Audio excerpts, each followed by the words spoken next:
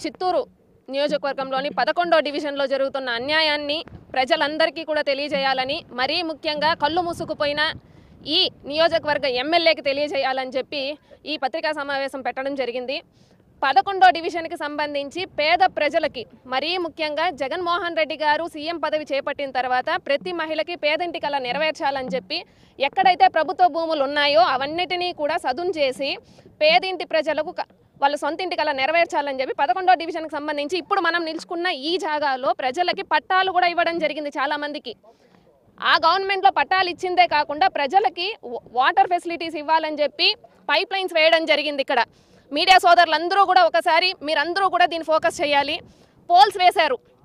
Current supply కోసం poles వేశారు, number రాళ్ళు పెట్టారు,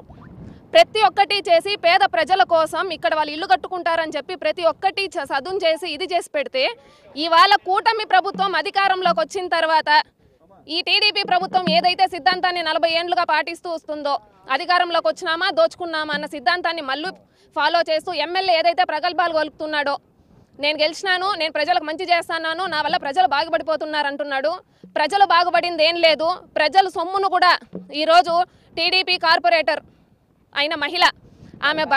మహిళ భర్త ఈరోజు దీన్ని ఆక్రమించుకొని, ఎంత దారుణం అంటే ఆల్రెడీ పట్టాలు ఇచ్చేసిన జాగాని కూడా ఈరోజు ఆయన ఆక్రమించేసి జేసీబీలు పెట్టి తవ్వేసి చెట్లు నాటుకోవడానికి ప్రయత్నించి, మరీ దరిద్రమైన విషయం ఏంటంటే పక్కనే ఫారెస్ట్కి సంబంధించిన నేలను కూడా కబ్జా చేసేసి ఇవాళ ఫారెస్ట్ వాళ్ళు వచ్చి జేసీబీని తీసుకెళ్లి దాని కేసు కట్టారు.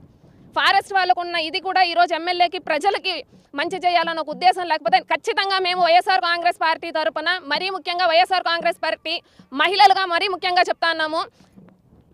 కలెక్టర్ కావచ్చు, రెవెన్యూ డిపార్ట్మెంట్ కావచ్చు, మరి ఏ ఇతర డిపార్ట్మెంట్ వాళ్ళైనా సరే ఇక్కడికి వచ్చి విజిట్ చేసి దీన్ని సక్రమంగా ఎవరికైతే పెట్టాలో ఎవరికైతే ఇవ్వాలో వాళ్ళకి ఇస్తేనే సరే, లేదంటే ఈసారి మాత్రం ఖచ్చితంగా మహిళా మనులందరం మూకుమ్మడిగా ధర్నా కూర్చున్నామంటే మాత్రం చిత్తూరు మొత్తం కదిలిపోతుందని తెలియజేస్తున్నాం.